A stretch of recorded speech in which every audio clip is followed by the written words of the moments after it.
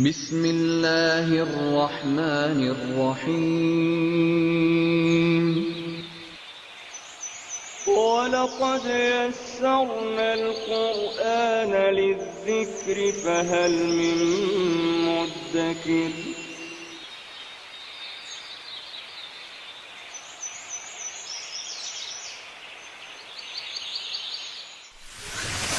ألف باء تاء ثاء جيم حاء خاء دال ذال راء زاي سين شين صاد ضاد طاء عين غين فاء قاف كاف لام ميم نون هاء واو ياء ياء هذه حروف الهجاء.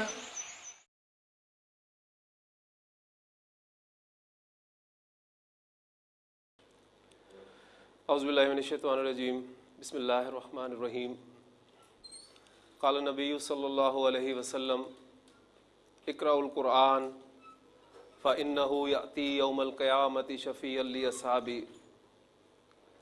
اللہ کے رسول صلی اللہ علیہ وسلم نے فرمایا قرآن پڑھا کرو کیونکہ قیامت کے دن اپنے پڑھنے والے کا سفارشی بن کر آئے گا. قرآن مجید قیامت کے دن اللہ کے ہاں بندے کی سفارش کرے گا کہ اللہ یہ بندہ مجھے تیرا کلام مانتا تھا، اسے پڑھتا تھا، اسے سمجھتا تھا، اس پر عمل کرتا تھا، اس کے حق میں میری سفارش قبول فرما. اللہ تعالیٰ سے دعا ہے کہ اللہ تعالیٰ ہمیں قرآن مجید زیادہ سے زیادہ پڑھنے کی، پھر سمجھ کر پڑھنے کی، اس پر عمل کرنے کی توفیق عطا فرمائے تاکہ قیامت کے دن یہ قرآن جو ہے ہمارے لیے سفارشی بنے.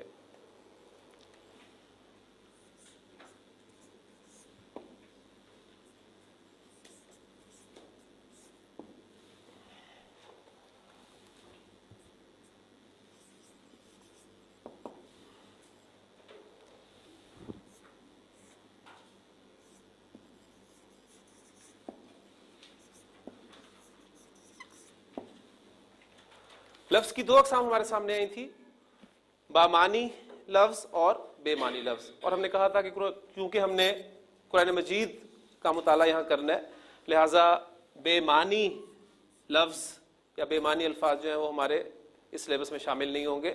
اور بے معنی لفظ کہتے کسے ہیں؟ ہم اردو میں بہت سارے الفاظ جو ہیں وہ بے معنی بولتے ہیں، مثلا چائے شائے، کھانا وانا.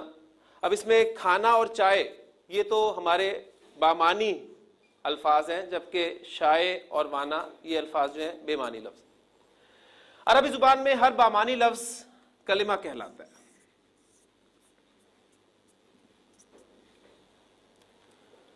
کلمہ کی تین اقسام ہم نے کل پڑھی تھی، اسم،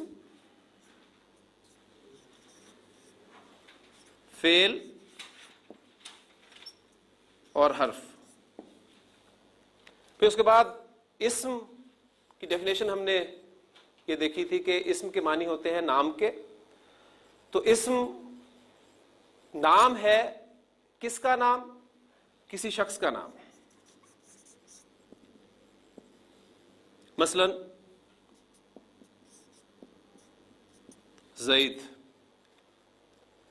اور میں نے آپ کو کل بتایا تھا کہ عربی زبان میں 85% اسماء ایسے ہیں جن کے آخر میں ڈبل حرکت یعنی تنوین آتی ہے. تو جو بھی اسم آپ کے سامنے بورڈ پر آئے گا اس کے بارے میں غالب گمان ہمارا یہی ہوگا کہ یہ اسم جو ہے اس پر تنوین آتی ہے اور یہ ان 85% اسماء میں شامل ہے، الا میں اس کے بارے میں آپ کو مزید کچھ بتاؤں. شخص کا نام، جگہ کا نام.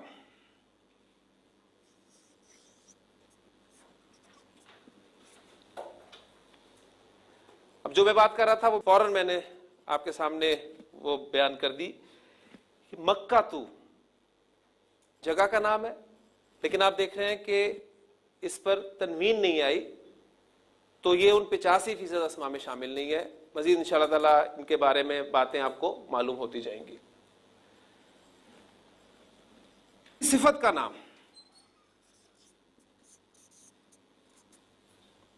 صالح، صالحن نیک کے لیے لفظ استعمال ہوتا ہے. پھر کسی چیز کا نام قلم. عربی زبان میں فعل وہی کلمہ کہلائے گا جس میں کسی کام کا کرنا یا ہونا زمانے کے حوالے کے ساتھ موجود ہو. زمانے کے حوالے سے مراد کیا ہے؟ میں آپ کے سامنے ایگزامپلز لکھتا ہوں. دیکھیں یہ ایک لفظ ہے, کلمہ ہے مارا, اور اس سے پہلے انڈرسٹوڈ ہے کہ اس نے مارا. اس لفظ میں کام کا مفہوم ہے, اور وہ کام کیا ہے؟ مارنا. پھر اسی طرح مارتا ہے, اور اس سے پہلے انڈرسٹوڈ ہے وہ, اور مارے گا. ان تینوں جگہ پر کام کا مفہوم جو ہے وہ آپ کو ملے گا مارنے کا. لیکن کام کے مفہوم کے ساتھ ایک اور چیز آپ کو پتہ چل رہی ہے, وہ کیا ہے؟ زمانے کا پتہ چل رہا ہے. یہ مارا کام کے مفہوم کے ساتھ زمانہ ماضی کا پتہ چل رہا ہے آپ کو, مارتا ہے میں مارنا کام کے ساتھ زمانہ حال کا, اور مارے گا میں کام مارنا کے ساتھ مستقبل کا آپ کو پتہ چل رہا ہے. جبکہ ایک لفظ ہے مارنا, اس لفظ میں کام کا مفہوم ہے, لیکن آپ دیکھ رہے ہیں کہ کوئی زمانہ نہیں پایا جاتا. لہذا مارا, مارتا ہے اور مارے گا, یہ تو ہوں گے فعل, کیونکہ اس میں کام کے مفہوم کے ساتھ آپ کو زمانے کا پتہ چل رہا ہے. جبکہ لفظ مارنا جو ہے یہ فعل نہیں کہلائے گا, بلکہ یہ اسم کہلائے گا. بلکہ اسم کی ایگزامپلز میں ہم ایک نام کا اضافہ اور کریں گے, اور وہ ہے کام کا نام. تو اسم کی تعریف کے بعد جو ایگزامپلز ہمارے سامنے آ رہی ہیں وہ کسی شخص کا نام زیدن, کسی چیز کا نام قلمن, کسی جگہ کا نام مکہ تو, کوئی صفت صالحون, یا کام کا نام بھی عربی زبان میں اسم کہلاتا ہے. اور پھر اب جو ہے کہ مارنا کی عربی کیا ہوتی ہے؟ وہ ہوتی ہے ضربن. اور یہ لفظ بھی آپ اردو زبان میں استعمال کرتے ہیں, اس نے ضرب لگائی. ٹھیک ہے, ضرب کے معنی ہے مارنا کے. کلمہ کی قسم حرف جو ہم نے پڑھی تھی وہ یہ تھی کہ یہ وہ کلمہ ہے جو اپنے معنی اس وقت تک واضح نہیں کر سکتا جب تک یہ کسی دوسرے کلمہ کے ساتھ مل کر نہ آ جائے. اب سب سے پہلے ہم انشاءاللہ تعالی اسم سے آغاز کریں گے. اسم کی ڈیفینیشن ہمارے سامنے آ چکی ہے, اس کی ایگزامپلز ہمارے سامنے آ چکی ہیں. مزید اس کے متعلق ہم جاننے کی کوشش کریں گے, کیونکہ میں نے کل آپ کو بتایا تھا کہ عربی زبان میں جملہ فعل کے بغیر بھی بن سکتا ہے. لہٰذا ہم پہلے اسم پڑھیں گے, پھر اس کے بعد فعل شروع کریں گے, اور ان کے درمیان میں ہی اسم پڑھتے ہوئے اور فعل پڑھتے ہوئے مختلف حروف کا مطالعہ کریں گے.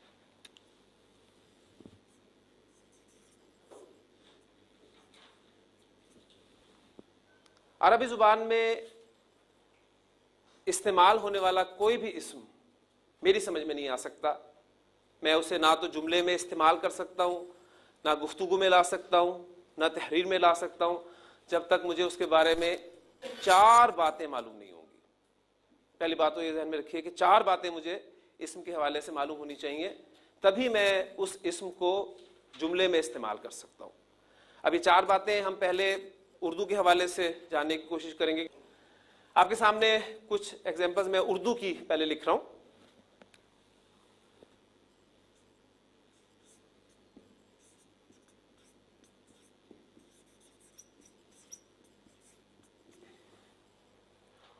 اردو بولنے والا, پڑھنے والا ہر شخص اس جملے کو بخوبی سمجھ سکتا ہے.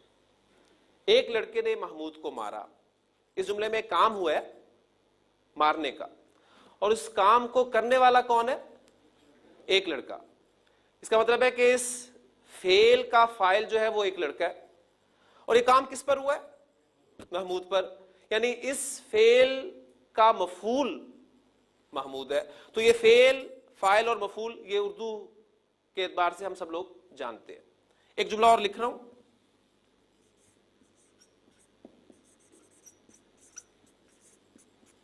حامد نے محمود کو مارا. اس جملے میں بھی کام مارنے کا ہوا ہے, فاعل حامد ہے اور مفعول محمود ہے. لیکن مجھے یہ بتائیے کہ ان دونوں جملوں میں فرق کس چیز کا ہے؟ یہ فرق آپ کا اسم نکرہ اور اسم معرفہ کا ہے. یعنی یہ بھی آپ کے علم میں پہلے سے کچھ چیزیں ہیں. تو عربی زبان میں اب میں ایک ایک چیز ساتھ ساتھ آپ کو بیان بھی کرتا چلوں گا کہ عربی زبان میں بھی ہمیں کسی اسم کو جملے میں استعمال کرنے کے لیے اس کے معرفہ یا نکرہ ہونے کے بارے میں معلوم ہونا چاہیے. اور یہ چیز عربی زبان میں ہم وسعت ٹاپک کے تحت پڑھیں گے. ہمیں اسم کی وسعت کے بارے میں معلوم ہونا چاہیے, اور وسعت سے مراد ہے کہ اسم معرفہ ہے یا نکرہ ہے. ڈیٹیل سے انشاءاللہ تعالی ہم ان کو پڑھیں گے. ابھی صرف میں ان کا آپ کے سامنے ایک تعارف پیش کر رہا ہوں. ایک جملہ اور آپ کے سامنے لکھ رہا ہوں اور امید کرتا ہوں کہ آپ اس جملے میں سے غلطی نکالیں گے انشاءاللہ تعالی.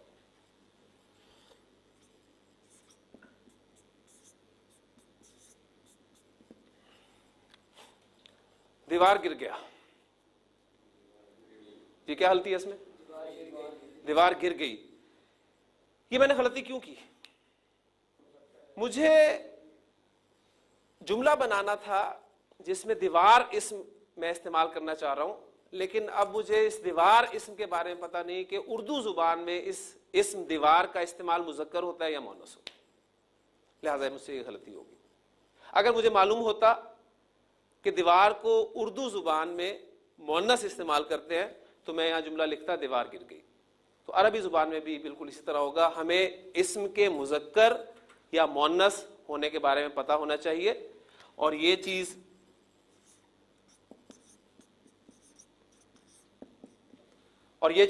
عربی زبان میں ہم جنس کے ٹاپک کے تحت پڑھیں گے.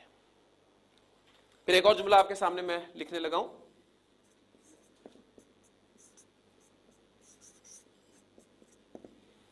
دیوار گر گئی, یا تو دیواریں گر گئی ہوں. اب یہ غلطی بھی میرے سے کیوں ہو رہی ہے؟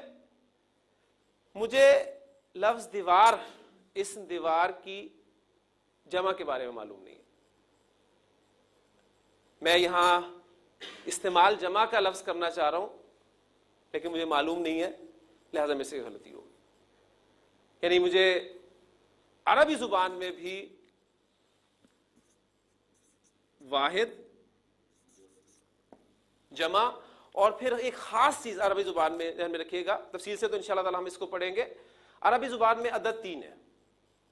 ایک کے لیے واحد استعمال کیا جاتا ہے, 2 سے زائد کے لیے عربی زبان میں جمع کا لفظ استعمال کیا جاتا ہے, جبکہ 2 کے لیے, خاص 2 کے لیے, جو کہ نہ انگریزی میں ہے نہ اردو میں ہے, ایک لفظ مثنیٰ استعمال کیا جاتا ہے. ڈیٹیل سے انشاءاللہ تعالی ہم جب ٹاپک پڑھیں گے یہ واحد, جمع اور مثنیٰ کا, اس وقت دیکھیں گے, اور اس کو ہم عدد کے ٹاپک کے تحت پڑھیں گے. تو عربی زبان میں ابھی تک جو باتیں آپ کے سامنے آئی ہیں وہ یہ کہ 3 چیزیں میں نے بیان کر دیں. اسم کی وسعت کے بارے میں مجھے معلوم ہونا چاہیے, اور وسعت سے مراد اسم کا معرفہ ہونا یا نکرہ ہونا ہے. اسم کی جنس کے بارے میں معلوم ہونا چاہیے, اور جنس سے مراد اسم کا مذکر ہونا یا مؤنث ہونا, اور اسم کے عدد کے بارے میں معلوم ہونا چاہیے, یعنی اسم کا واحد ہونا, مثنیٰ ہونا یا جمع ہونا. تو یہ 3 چیزیں میں نے آپ کو بتا دیں, اور شروع میں نے آپ کو کہا تھا کہ عربی زبان میں کسی بھی اسم کو اس وقت تک صحیح طریقے سے استعمال نہیں کر سکتا جب تک مجھے اس کے بارے میں 4 باتیں معلوم نہ ہوں. اب چوتھی بات کی طرف آتے ہیں, جو کہ آپ الحمدللہ پہلے جملے میں ہی سمجھ چکے ہیں. میں نے آپ سے پوچھا تھا کہ اس جملے میں فعل مارا, فاعل ایک لڑکا, اور مفعول محمود. اس طرح دوسرے جملے میں آپ کا فاعل حامد اور محمود مفعول.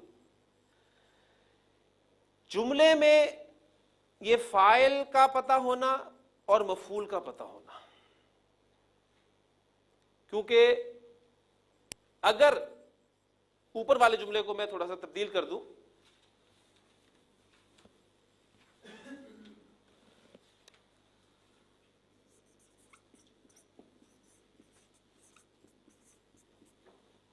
محمود نے حامد کو مارا, تو آپ دیکھیں گے کہ ان دونوں جملوں میں حامد اور محمود دونوں استعمال ہوئے ہیں, لیکن دونوں اسما کا سٹیٹس دونوں جملوں میں مختلف ہے. جو یہ جملہ لکھا ہوا ہے حامد نے محمود کو مارا، اس جملے میں آپ کا فاعل کون ہے؟ حامد. محمود آپ کا مفعول ہے. جبکہ جو میں نے اب جملہ لکھا ہے محمود نے حامد کو مارا، اس میں حامد بھی استعمال ہوا ہے، محمود بھی استعمال ہوا ہے، لیکن دونوں کا سٹیٹس چینج ہو گیا. اب محمود فاعل ہے اور حامد مفعول ہے. اردو میں تو آپ بڑی آسانی سے اس چیز کو سمجھ لیتے ہیں، اس لیے کہ ہماری اپنی زبان ہے. کون مارنے والا ہے، کس کو مار پڑ رہی ہے. میں ان کی جگہ بھی تبدیل کر دوں تو آپ بڑی آسانی سے پہچان لیں گے کون فاعل ہے کون مفعول ہے. لیکن عربی زبان میں ذہن میں رکھیے گا کہ ہمیں فاعل کا پتہ ہونا اور مفعول کا پتہ ہونا یہ اعراب کے ذریعے سے پتہ چلے گا. تو چوتھی چیز اسم کے بارے میں جو مجھے معلوم ہونی چاہیے وہ ہے اسم کا اعراب. اب معرفہ نکرہ، مذکر مؤنث، واحد جمع، ان حوالوں سے آپ پہلے سے کچھ نہ کچھ واقفیت رکھتے ہیں. اعراب عربی زبان میں ایک نئی چیز آپ کے سامنے آئی ہے، لہذا ہم سب سے پہلے ان چاروں پہلوؤں میں سے اعراب کو سب سے پہلے دیکھتے ہیں، اس کا مطالعہ کرتے ہیں. اعراب کے حوالے سے سب سے اہم بات جو آپ نے ذہن میں رکھنی ہے وہ یہ ہے کہ زیر زبر پیش اعراب نہیں ہے. اعراب عربی زبان کا سب سے اہم ترین وصف ہے. پھر سوال پیدا ہوتا ہے کہ اگر زیر زبر پیش اعراب نہیں ہے تو پھر اعراب کیا ہے؟ اعراب کی حقیقت کو سمجھنے کے لیے کچھ ایگزامپلز میں آپ کے سامنے بورڈ پر لکھتا ہوں، انشاءاللہ تعالیٰ بڑی آسانی سے آپ کو یہ بات سمجھ میں آ جائے گی.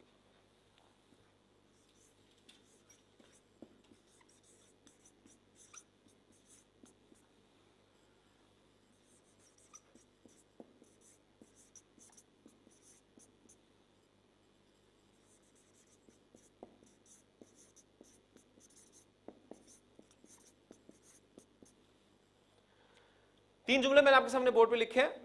حامد نے محمود کو مارا، محمود نے حامد کو مارا اور محمود نے حامد کے بھائی کو مارا.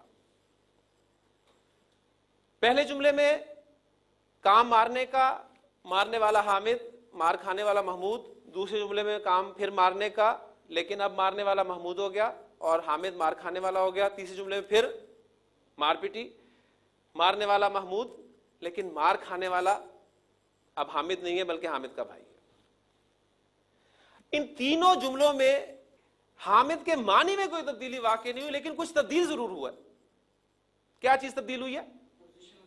اس اسم حامد کا سٹیٹس، اس کی پوزیشن وہ تبدیل ہوئی ہے. پہلے جملے میں اسم حامد اس جملے کا فاعل تھا، دوسرے جملے میں حامد اس جملے کا مفعول ہو گیا، تیسرے جملے میں حامد نہ فاعل ہے نہ مفعول ہے بلکہ اس کا ذکر ضمناً آیا ہے.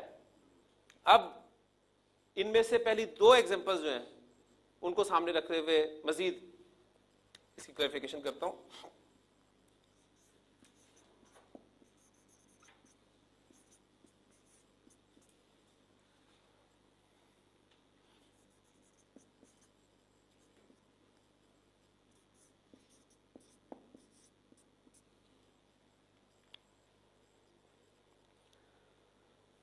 میں نے دو جملے آپ کے سامنے بورڈ پر اور لکھے ہیں. حامد نے محمود کو مارا، محمود کو حامد نے مارا. اب مجھے بتائیے دونوں جملوں کے مفہوم میں کوئی فرق ہے؟ مفہوم ایک ہی ہے. حالانکہ میں نے کیا کیا، حامد اور محمود کی جگہ تبدیل کر دی، لیکن جملے کے مفہوم میں کوئی فرق نہیں پڑا. کیا انگریزی زبان میں یہ جگہ آسانی سے تبدیل کر سکتا ہوں؟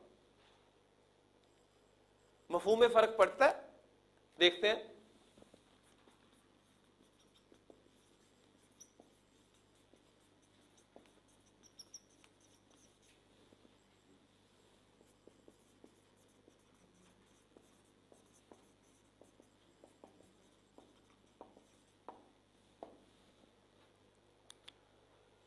حامد کی جگہ میں محمود رکھ دیا، محمود کی جگہ حامد رکھ دیا، معنی میں فرق پڑا؟ مفہوم چینج ہو گیا. اردو میں جگہ میں نے تبدیل کر دی، مفہوم میں فرق نہیں پڑا. انگریزی میں میں نے جگہ تبدیل کر دی، مفہوم بدل گیا. آپ کو کیسے پتا چلا ان دونوں جملوں میں کہ اس پہلے جملے میں بھی حامد آپ کا فاعل ہے اور دوسرے جملے میں بھی حامد آپ کا فاعل ہے؟ آپ کو کیسے پتا چلا؟ یعنی آپ نے ایک علامت مقرر کی کہ اچھا اردو زبان میں عام طور پر فاعل کے ساتھ یہ نے کا لفظ استعمال ہوتا ہے، لہذا یہ نے لفظ جہاں بھی اسم کے ساتھ جائے گا ہم اسے فاعل ہی تصور کریں گے، اور کو کا لفظ جو ہے یہ عام طور پہ مفعول کے ساتھ استعمال ہوتا ہے، اس لیے کو کا لفظ جس اسم کے ساتھ جائے گا اسے ہم مفعول کہیں گے. جبکہ انگریزی میں ترتیب اہمیت رکھتی ہے، اس میں یہ کو کے لیے اور نے کے لیے کوئی لفظ نظر نہیں آ رہا آپ کو. اب عربی زبان کی اہم ترین بات وہ سن لیجئے گا کہ عربی زبان میں نہ تو نے اور کو کے لیے کوئی لفظ ہے، کوئی لفظ نہیں ہے. نے اور کو کی عربی آپ کو نہیں ملے گی، اور نہ ہی ترتیب کی کوئی اہمیت ہے. ہاں کچھ ریسٹرکشنز ہوں گی جہاں ہم فاعل اور مفعول کو اپنی اپنی جگہ پر رکھیں گے. ان تینوں جملوں کے اعتبار سے اب میں اعراب کی ڈیفینیشن آپ کے سامنے رکھنا چاہ رہا ہوں. معنی کی تبدیلی کے بغیر اسم کی حالت کی تبدیلی، جسے ہم نے اسٹیٹس کہا ہے، معنی کی تبدیلی کے بغیر اسم کی حالت کی تبدیلی اعراب کی تبدیلی کہلاتی ہے. اب یہ جو جملے میں نے آپ کے سامنے لکھے، حامد نے محمود کو مارا اور محمود نے حامد کو مارا، ان کی عربی میں آپ کے سامنے لکھ رہا ہوں تو انشاءاللہ بڑی آسانی سے آپ پہچان لیں گے کہ یہ کیسے ہمیں پتہ چلے گا کہ یہ فاعل ہے اور یہ مفعول ہے. حامد نے محمود کو مارا،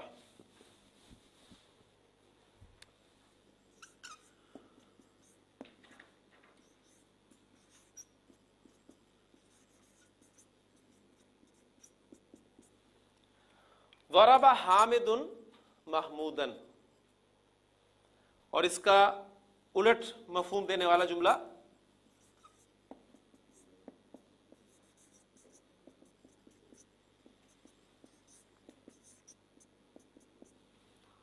ضرب محمود حامد.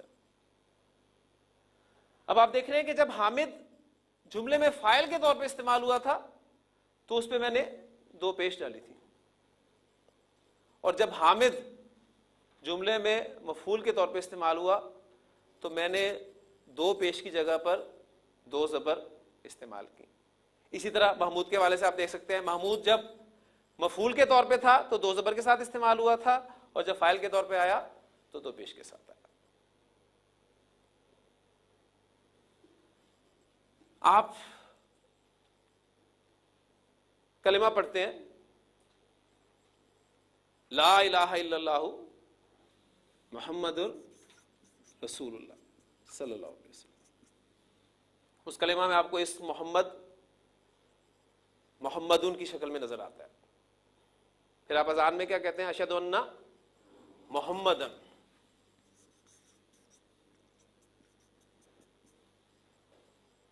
پھر آپ درود شریف پڑھتے ہیں، اس میں آپ کیا کہتے ہیں؟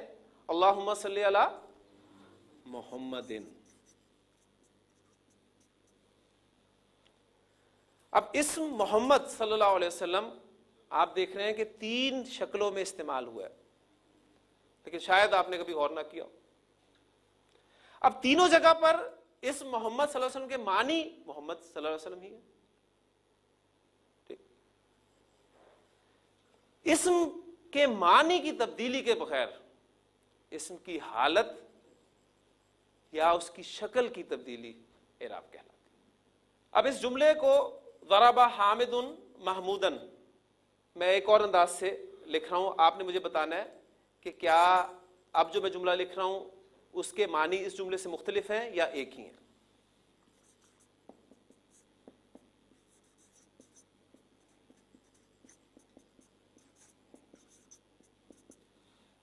ضرب محمودن حامدن، ہاں یہ دونوں جملوں کے معنی ایک ہی ہیں یا مختلف ہو گئے؟ ایک ہی ہیں. الحمدللہ آپ نے پہچان اب کرنی شروع کر دی کہ وہ دو پیش جو تھے وہ حامد کے ساتھ ہی ہیں، اگرچہ حامد کی جگہ میں نے تبدیل کر دی لیکن مفہوم میں کوئی فرق نہیں ہے۔ تو جو میں نے کہا تھا کہ عربی زبان میں نہ تو نے اور کو کے لیے کوئی لفظ ہے، اب آپ دیکھ رہے ہیں کہ اس میں 3 الفاظ استعمال ہوئے ہیں، 2 اسماء ہیں، ایک حامد، دوسرا محمود، اور ایک فعل استعمال ہوا ہے۔ اور ترتیب کا جہاں تک تعلق ہے وہ بھی آپ کے سامنے ہے، میں نے ترتیب تبدیل کر کے دکھا دی، کوئی مفہوم میں فرق نہیں پڑا۔ تو اعراب کے بارے میں جو 2-3 باتیں میں نے آپ کے سامنے کی ہیں ان کو پھر ذہن میں تازہ کر لیجئے۔ پہلی بات یہ ہے کہ عربی زبان میں اعراب اہم ترین وصف ہے۔ اعراب کے معنی زیر زبر پیش کے نہیں ہے، اور اعراب اسم کے معنی کی تبدیلی کے بغیر اس کی حالت یا شکل کی تبدیلی کو ہم اعراب کہتے ہیں۔ اب جس طرح ہم نے پڑھا کہ عربی زبان میں وسعت کے اعتبار سے اسم یا تو معرفہ ہوگا یا نکرہ ہوگا، جنس کے اعتبار سے یا تو مذکر ہوگا یا مؤنث ہوگا، اور عدد کے اعتبار سے یا واحد ہوگا یا مثنیٰ ہوگا یا پھر جمع ہوگا۔ اس اعتبار سے ہم اعراب کے حوالے سے بھی اس کو پورا کرتے ہیں۔ اعراب کے اعتبار سے اسم 3 حالتوں میں سے کسی ایک حالت میں آپ کو ملے گا، چوتھی حالت کوئی نہیں ہوگی۔ اسم کی 3 حالتیں ہی ہو سکتی ہیں، چوتھی حالت کوئی نہیں ہوتی۔ جس طرح وسعت کے اعتبار سے 2 ہے، معرفہ نکرہ، کوئی تیسری چیز نہیں ہے، جنس کے اعتبار سے مذکر مؤنث، تیسری چیز نہیں ہے، عدد کے اعتبار سے واحد مثنیٰ جمع، چوتھی چیز نہیں ہے۔ لہٰذا اعراب کے اعتبار سے اسم کی 3 حالتیں ہی ہو سکتی ہیں، چوتھی حالت کوئی نہیں ہوتی۔ وہ حالتیں کون کون سی ہیں وہ میں آپ کے سامنے بورڈ پر لکھتا ہوں۔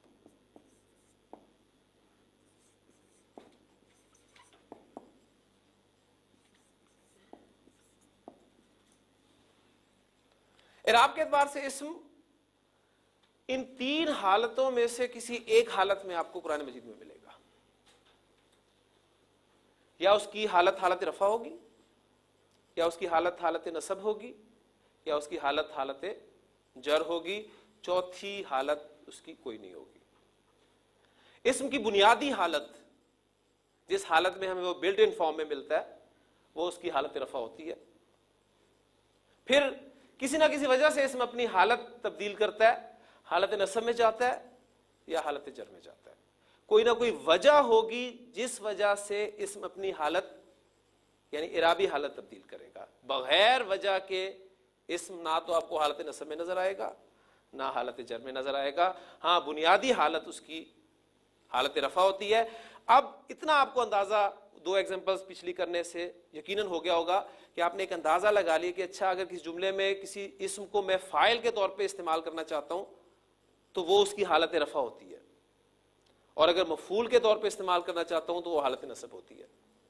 ٹھیک، اب ہم دیکھیں گے کہ عربی زبان میں 85% اسماء جن کے بارے میں ہم نے بات کی تھی، 85% اسماء یہ وہ اسماء ہیں جن پہ تنوین آتی ہے۔ یہ وہ اسماء ہیں جو 3 اعرابی حالتوں میں 3 شکلیں اختیار کرتے ہیں۔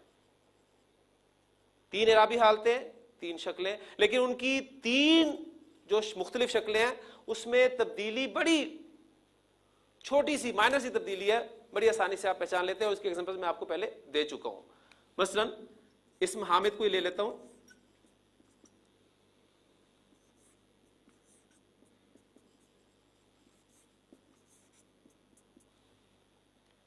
حامدن، حامدن، حامدن۔ حامدن حالت رفع، حامدن حالت نصب، حامدن حالت جر۔ تو اسم حامد آپ کو عربی زبان میں ان 3 حالتوں میں سے یا ان 3 شکلوں میں سے ایک شکل میں ملے گا، اور آپ الحمدللہ اس کو آپ پہچان کرنی شروع کر دیں۔ یعنی پہلا ہمارا جو ہے ٹارگٹ وہ یہ ہے کہ ہم اسماء کو قرآن مجید سے پہچانیں۔ انشاءاللہ تعالیٰ کل میں آپ کی پریکٹس پہلے ہی کرواؤں گا، قرآن مجید کی ایک سورت کے کچھ اسماء میں آپ کے سامنے یہاں بورڈ پر لکھوں گا، اور آپ خود پہچانیں گے انشاءاللہ تعالیٰ کہ یہ اسم یہاں پر حالت رفع میں استعمال ہوا ہے، حالت نصب میں استعمال ہوا ہے یا حالت جر میں استعمال ہوا ہے۔ کیونکہ جو بھی قاعدہ پڑھیں گے اس کی ساتھ ساتھ اپلیکیشن ہوتی رہے گی، تو انشاءاللہ تعالیٰ آپ کی جو انڈرسٹینڈنگ ہے وہ بہتر سے بہتر ہوتی جائے گی انشاءاللہ تعالیٰ۔ اب ایک بات میں نے آپ کو بتا دی، آپ کا ذہن ماشاءاللہ ساتھ ساتھ کام کر رہا ہے کہ آپ نے دیکھ لیا کہ اسم کو حالت رفع میں 2 پیش کے ساتھ، نصب میں 2 زبر اور 1 الف ایڈ کیا گیا، اور حالت جر میں 2 زیر کے ساتھ ظاہر کیا جا رہا ہے۔ اب میں محمود اسم لکھتا ہوں, محمودن,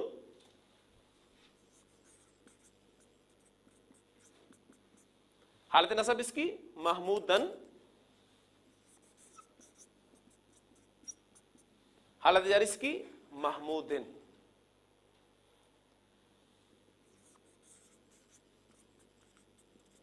محمد صلی اللہ علیہ وسلم, حالت نصب محمدن,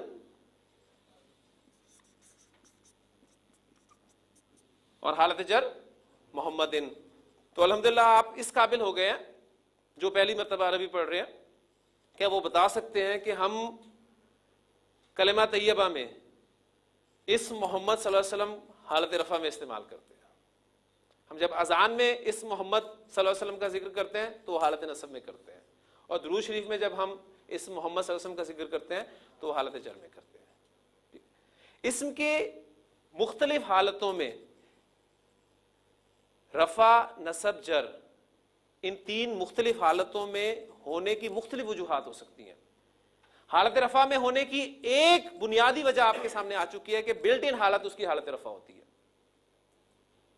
حالت رفع میں ہونے کی اور بھی وجوہات ہوں گی, جیسے کہ فاعل کے طور پہ استعمال ہوگا تو حالت رفع میں ہوگا, مفعول کے طور پہ استعمال ہوگا تو حالت نصب میں استعمال ہوگا, اور نہ فاعل ہوگا نہ مفعول ہوگا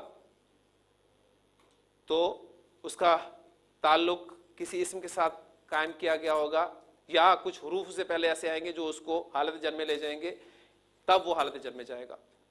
اب یہ جو تینوں ایگزامپلز میں نے آپ کو دی ہیں, کلمہ کی, اذان کی یا درود شریف کی, اس میں بات ایک ذہن میں رکھیے گا کہ لازمی نہیں ہے یہ کہ آپ کو جب بھی کوئی اسم حالت رفع میں ملے تو وہ فاعل ہی ہوگا.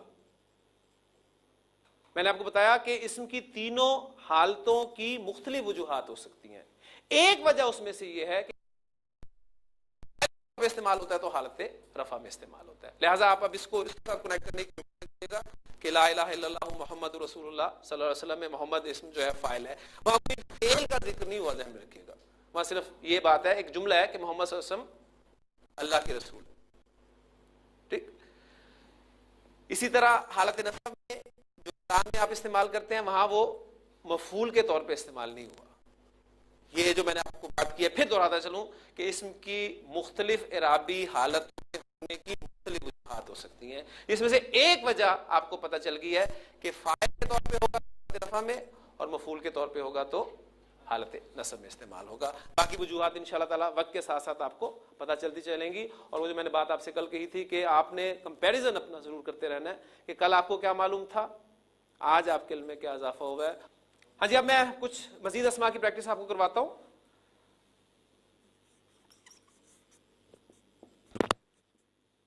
مسجد, اس اسم کی حالت نصب آپ خود بولیں گے انشاءاللہ تعالیٰ, کیا بنے گی؟ مسجدن. حالت جر کیا ہوگی؟ مسجدن.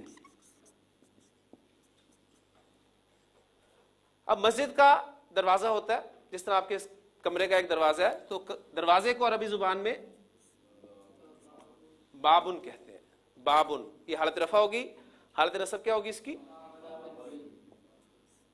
بابن. بابن.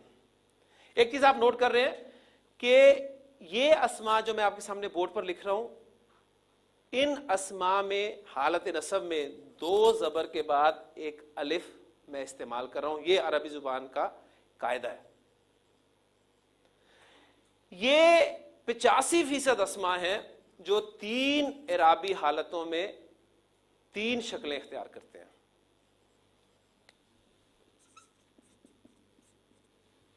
اب اگر میں آپ کو ان اسماء کا نام بتا دوں تو انشاءاللہ تعالیٰ آپ کو ان کا نام یاد کرنے میں کوئی مشکل پیش نہیں آئے گی. ان اسماء کو جو کہ 85% ہیں, تین حالتوں میں تین شکلیں اختیار کرتے ہیں. منصرف اسماء کہا جاتا ہے. آپ نے منصرف کے معنی کیا ہیں اس کے چکر میں ابھی نہیں پڑھنا. ٹرمز ہر سبجیکٹ میں استعمال کی جاتی ہیں, اور ہم شاذ ہی ٹرمز کے معنی کے چکر میں پڑتے ہیں، ہم بس یاد کر لیتے ہیں۔ میں نے طریقہ یہ اختیار کیا یہاں پر کہ پہلے آپ کو بات سمجھا دی جائے، بات سمجھانے کے بعد جب کنسیپٹ کلیئر ہو جائے تو پھر اس کا نام جو کہ ایک مشکل ٹرم میں آپ کے سامنے آئے گا وہ بتا دیا جائے، تو اب آپ کے لیے یہ نام یاد کرنا مشکل نہیں ہوگا، بجائے اس کے کہ میں پہلے کہوں کہ اب ہم منصرف اسما پڑھیں گے تو وہ منصرف لفظ سنتے ہی ایک بوجھ سا ذہن پہ پہلے ہی آ جاتا ہے اور پھر بات اتنی جلدی سمجھ میں نہیں آتی۔ اب الحمدللہ آپ کو سمجھ میں آ گیا کہ عربی زبان میں 85% اسما ایسے ہیں جو 3 اعرابی حالتوں میں 3 شکلیں اختیار کرتے ہیں، ان کو منصرف اسما کہتے ہیں، اور ان اسما کی ایک علامت ہے جس سے آپ انہیں پہچانتے ہیں۔ پہچان لیں گے علامت کیا ہے ان کی؟ ماشاءاللہ، ان اسما کی علامت ہے تنوین، چاہے 2 پیش آئیں، چاہے 2 زبر آئیں، چاہے 2 زیر آئیں۔ تو منصرف اسما کی علامت کیا ہے؟ تنوین۔ تنوین کن اسما کی علامت ہے؟ منصرف اسما کی تعداد کتنی ہے؟ 85% اسما کو کیا کہتے ہیں؟ 85% اسما 3 اعرابی حالتوں میں کتنی شکلیں اختیار کرتے ہیں؟ 3 اعرابی شکلیں اختیار کرنے والے اسما کی علامت کیا ہے؟ تنوین کن اسما کی علامت ہے؟ منصرف اسما کسے کہتے ہیں؟ وہ اسما جو 3 حالتوں میں 3 شکلیں اختیار کرتے ہیں اور ان کی علامت تنوین ہے۔ بالکل اسی طرح جس طرح ایک مومن بندے کی علامت نماز ہے، آپ نے منصرف اسما کو پہچاننا ہے تنوین سے، اور ایک مومن بندے کو آپ نے پہچاننا ہے نماز سے۔ یہ ہو ہی نہیں سکتا کہ منصرف اسم پر تنوین نہ ہو، اور یہ ہو ہی نہیں سکتا کہ بندہ مومن ہو اور نماز نہ پڑھے۔ نبی اکرم صلی اللہ علیہ وسلم نے فرمایا کہ نماز میری آنکھوں کی ٹھنڈک ہے، اور آپ صلی اللہ علیہ وسلم نے فرمایا آخری وقت آپ صلی اللہ علیہ وسلم کی زبان مبارک پہ جو الفاظ تھے وہ کیا تھے؟ الصلاۃ الصلاۃ الصلاۃ، نماز نہ چھوڑنا۔ اب اگر دعویٰ ہے ہمارا مومن ہونے کا، مسلم ہونے کا، تو ذرا چیک کریں کہ علامت ہے، بہت ضروری۔ نماز کے بغیر بندہ جو ہے وہ مومن نہیں۔ اللہ تعالیٰ عمل کی توفیق عطا فرمائے۔ سبحانک اللہم و بحمدک، نشہد ان لا الہ الا انت، نستغفرک و نتوب الیک۔